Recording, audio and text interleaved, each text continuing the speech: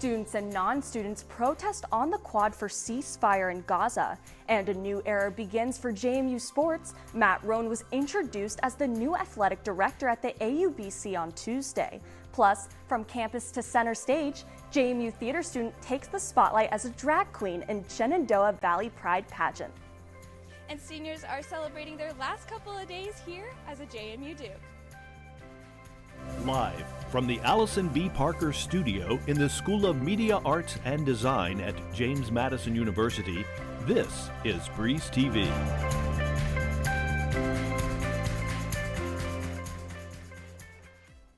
Welcome back to Breeze TV. I'm Abby Allard.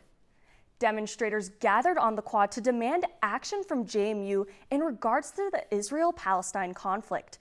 The protest was organized by JMU students and members of the community. The Young Democratic Socialists of America outlined specific grievances and demands of the university. They're asking that JMU disclose any investments in and out of the school, and an academic boycott of Israel and the Department of Defense, devisement of Israeli companies, amnesty of students protesting, and a statement condemning Israel's occupation in Gaza.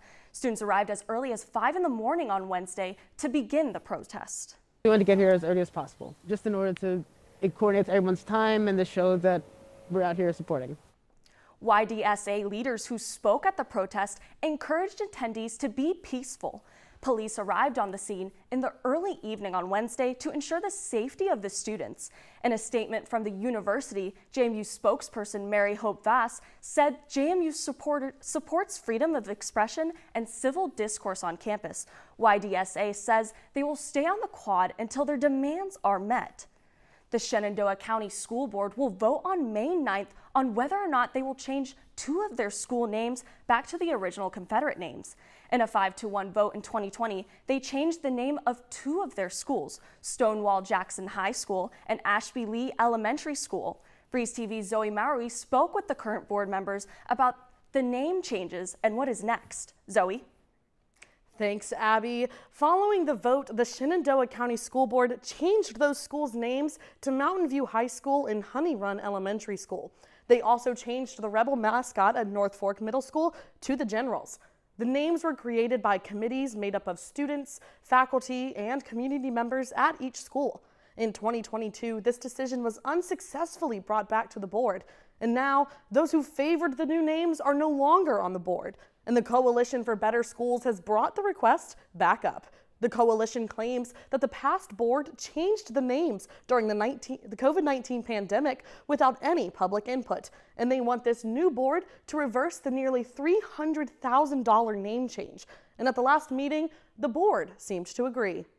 The Coalition for Better Schools mailed a survey to 8,507 residents of the Shenandoah County. The survey asked citizens whether they preferred the school's original names or their changed one. 91.3% of respondents stated that they preferred the original names, saying, quote, "The schools hold significance and have been integral parts of our community for many years." However, only around 13% of the surveys were sent back. I'm shocked that the school board is entertaining a conversation based on an unsanctioned survey that was sent out by an organization whose main agenda has always been to restore the names.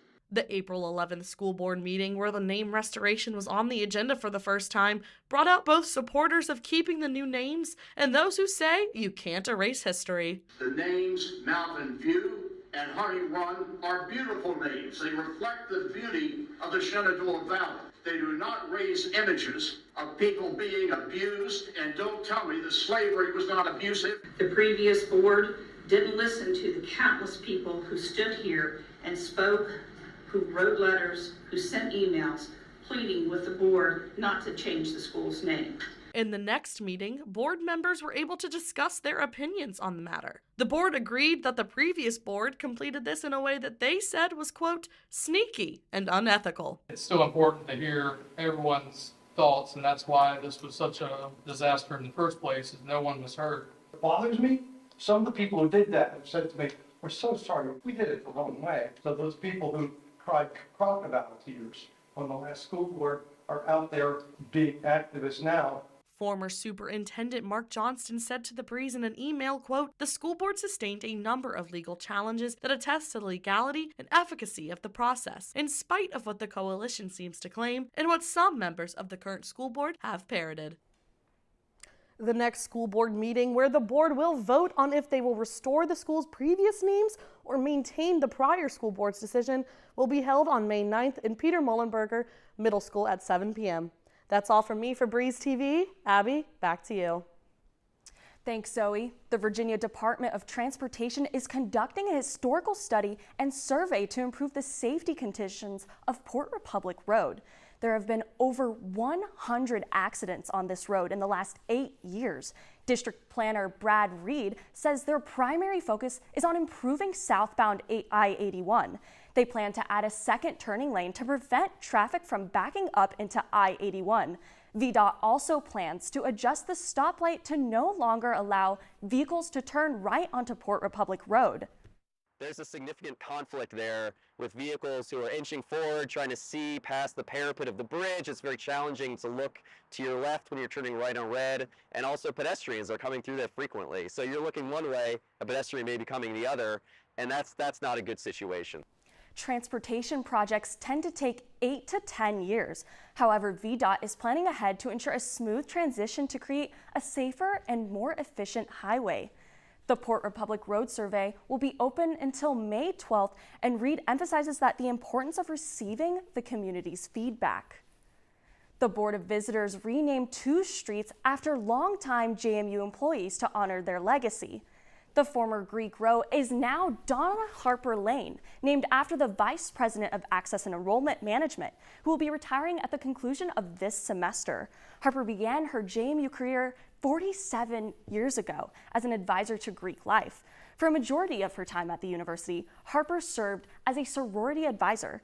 Athletic Director Jeff Bourne officially retired on April 30th after serving in the role of 25 years. East Campus Drive is now Jeff Bourne Way due to Bourne's oversight of the completion of the Atlantic Union Bake Center.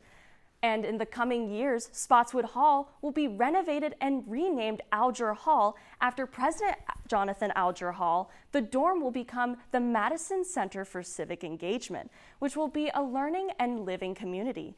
Alger has served as president for 12 years and will end his term July 1st. The renovations are expected to finish in late 2026. Alger's 12-year tenure as JMU's leader will conclude as he transitions to the same role as American University on July 1st. Before his departure, Alger and his family spoke with Breeze TV's Michael Russo to share some of their fondest memories from their time here at JMU. And it all started with a purple tie. In the final stages of his interview process to become president of JMU, Jonathan Alger prepared to meet the full board of visitors, who would all be showing off their JMU purple. So, Alger went shopping for the perfect purple tie, and the board noticed. It was a good reminder of the importance of purple, and since that time, something's going on in the closet because I have dozens of purple ties now. Alger says he and his family were drawn to JMU because of the passionate people they met. He and his wife quickly honed in on JMU's culture of philanthropy, bringing in thousands of new donors. There are things going on at this university that need to be supported by private donations, and we're very confident that when we have conversations with people, they will hear the story and join in the circle of donors. Jonathan also taught a leadership seminar within the Honors College for several years and received course evaluation feedback like any other professor. He mentions how his daughter Eleanor helped him connect with his students. I've always counted on Eleanor, not just for tech support, but also just to give us that perspective of her generation and her age group, and it's been so valuable to see and hear things through her eyes. He came home and he was so sad. He was like, I really thought I connected with this student this semester, and I thought like he had a really good time in the class, and then I read his student review and it seems like he hated me. It just said one sentence, said President Alger is the bomb. I was like, no, Dad, that's a good thing. Marianne and Eleanor have done so much for JMU, often behind the scenes, and I think it has made a significant difference to work together. Reporting for Breeze TV, I'm Michael Russo.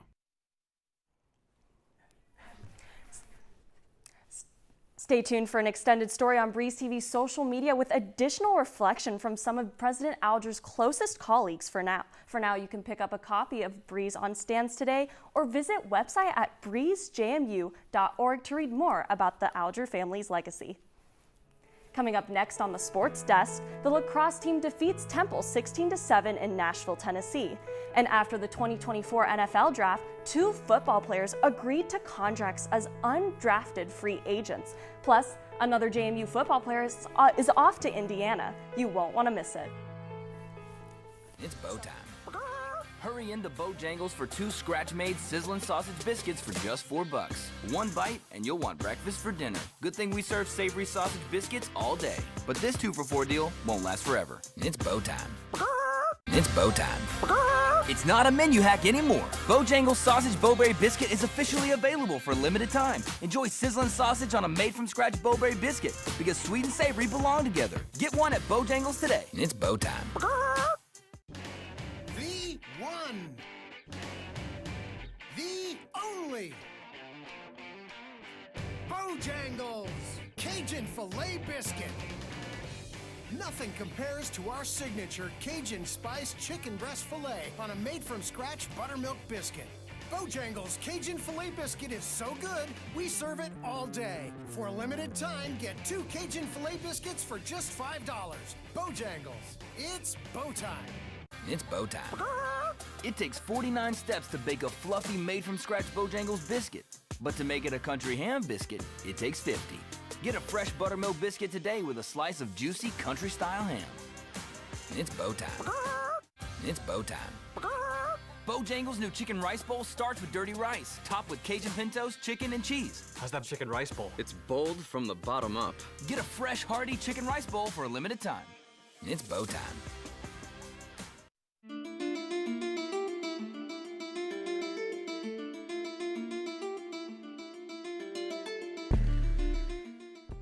Welcome back to the Sports Desk. I'm Tommy Gerganis reporting on the latest sports news in the Valley.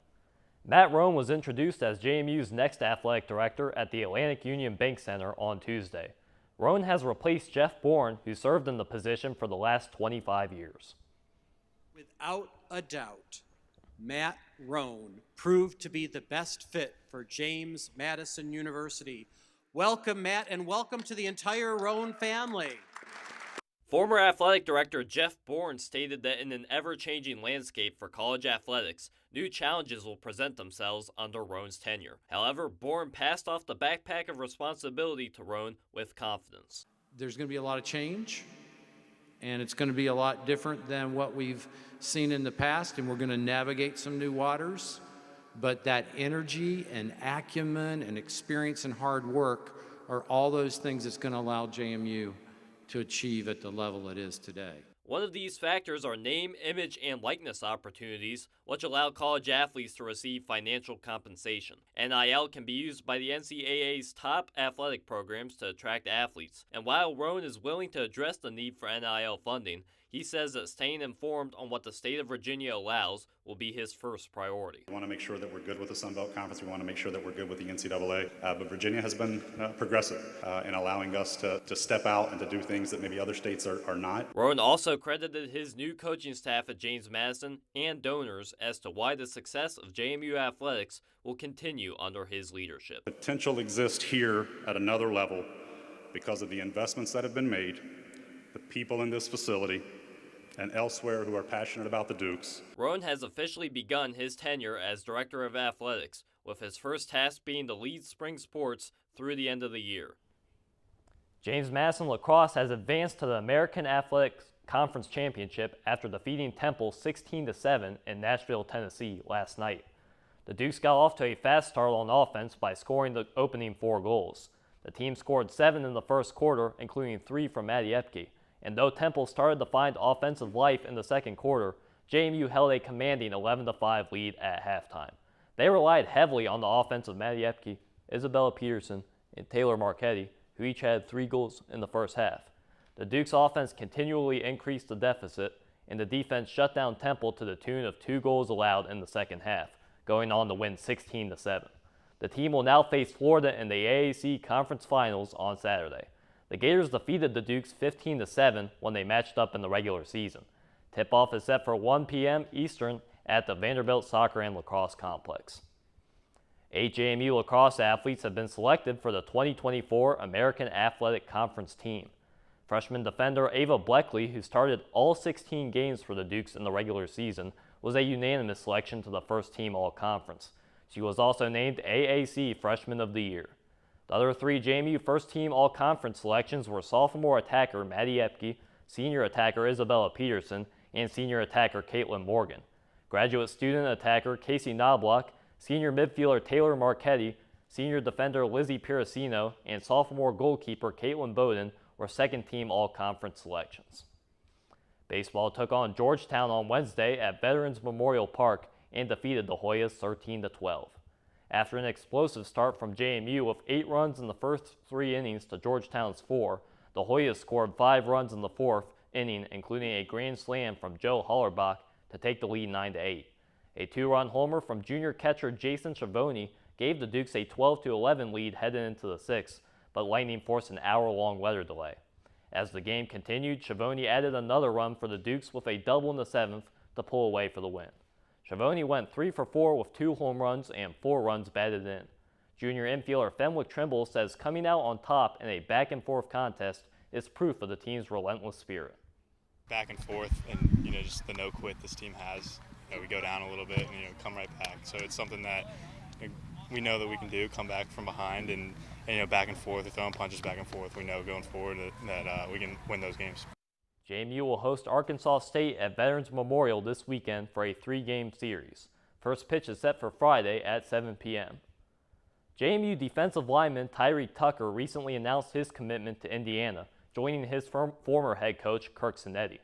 Tucker is the 11th spring football transfer departure from JMU and the 11th JMU player to leave Harrisonburg for Indiana. Another notable transfer departure was D'Angelo Pons, a freshman cornerback who had 51 tackles and 2 sacks in 2023. He has not joined a new team as of yet. Additionally, the Dukes have not added any spring transfer additions from the portal window, which closed to new transfers on May 1st. That's all I have from the world of sports. Back to you, Abby. Thanks for the sports update, Tommy. When we come back from the break, one organization aims to tackle the issue of sustainability on campus. Plus, stay tuned to find out how students are coping without a library on main campus. And one local celebrity is winning hearts at JMU with his friendly store. Bojangles, Cajun filet biscuit. For breakfast, lunch, or dinner.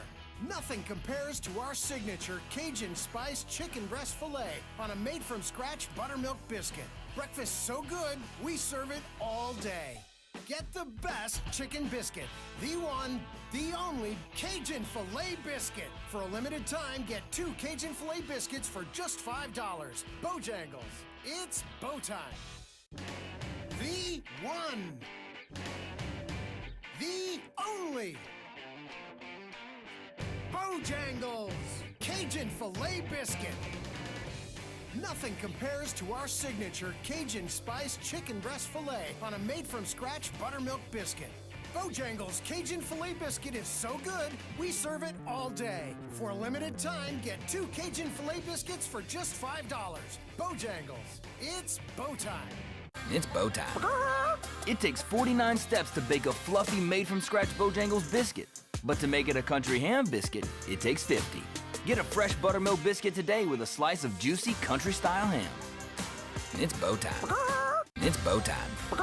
It's not a menu hack anymore. Bojangles Sausage Bowberry Biscuit is officially available for a limited time. Enjoy sizzling sausage on a made-from-scratch Bowberry biscuit because sweet and savory belong together. Get one at Bojangles today. It's bow time. Is Breeze TV.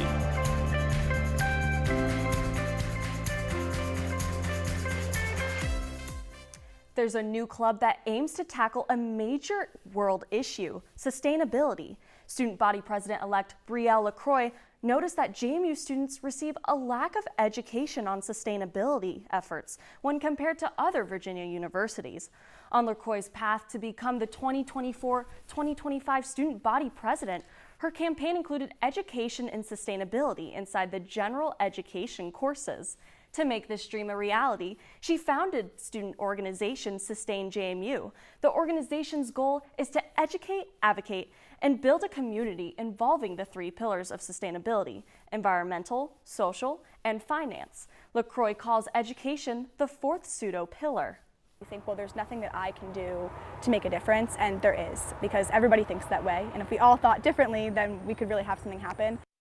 The club hopes to pass the Sustainability Bill of Opinion, which needs 2,200 student signatures. The bill provides these Gen Ed teachers with resources necessary to teach this issue. Then, to focus on the students' study spaces, Sustain JMU wants to make the Union patio more environmentally friendly by adding native plants, umbrellas, and solar structures, using solar panels for electric outlet use. LaCroix is optimistic that this club will not only sustain this upcoming school year, but become a voice on campus.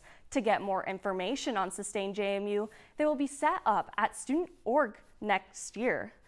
You can follow them at sustain.jmu. Carrier Library has been under the hammer for quite some time now. Reporter Maggie Rickerby grabs a hard hat to tell us about the renovation progress. Finals week is approaching, and it's almost been a full school year since Carrier Library has been under renovation. The major study space is set to open again in fall of 2026, but is currently closed off to students. Behind the blueprint, University Communications said construction progress is right on track. The building will be completed in December 2025, and the library will be opened again in the following fall once everything is moved in. We want the new building to be easy to visit, both for on-campus and off-campus populations. It'll be environmentally responsible, it'll be welcoming. Despite not having access to the iconic building, there are still quiet places to study in over 30 buildings on campus. But for some Carrier fans, life without this library just isn't the same. I felt like it's a much more relaxed setting versus Rose. That's very bright and a lot of windows and a lot of new feel to it. Carrier just had that relaxed setting that I needed to just really zone in.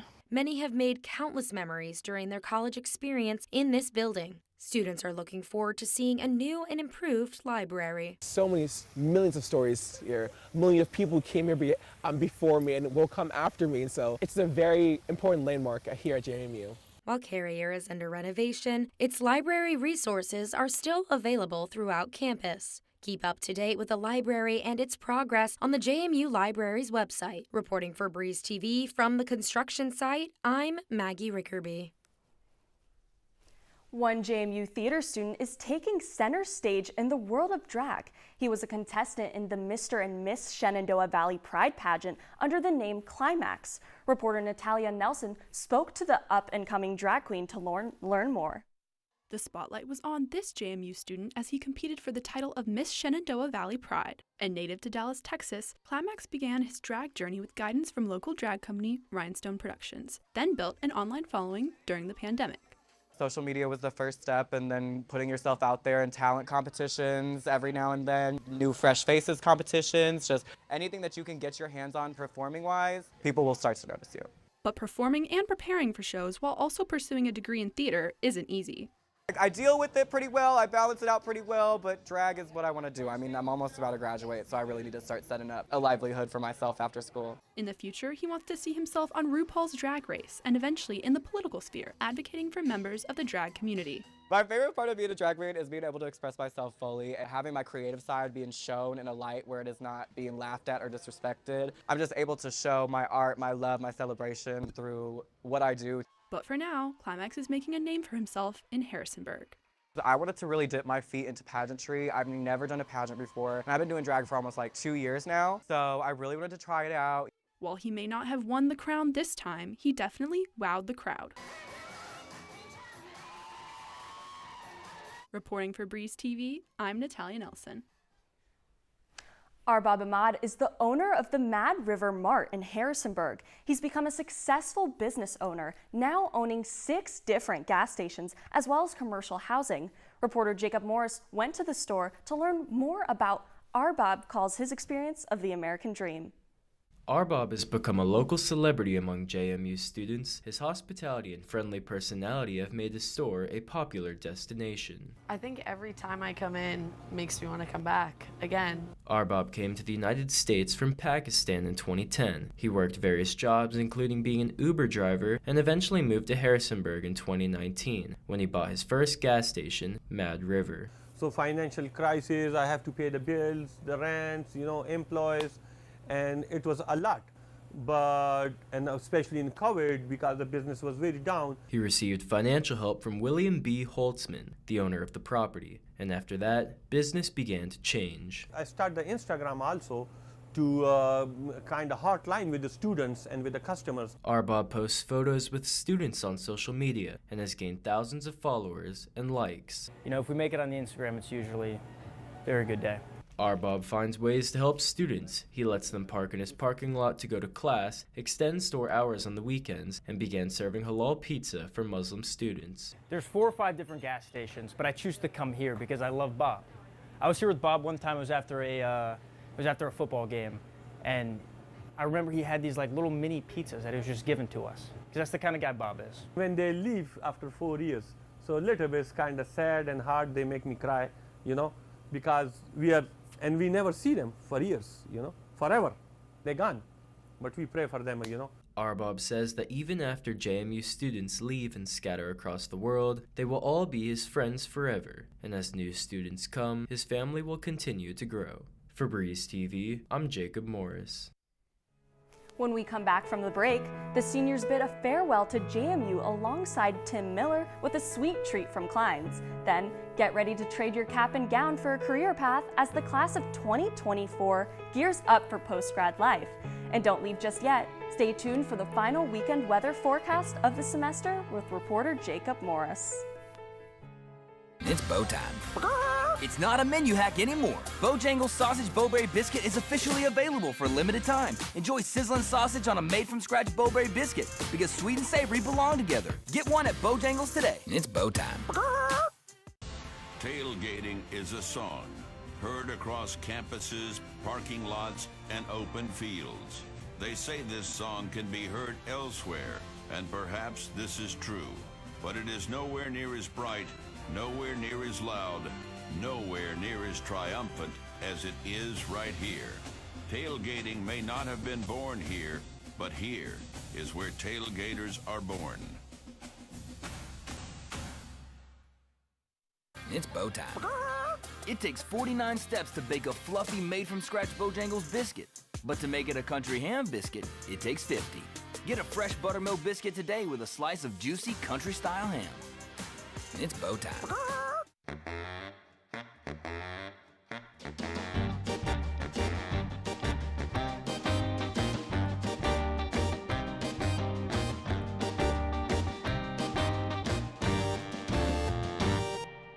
This is Breeze TV.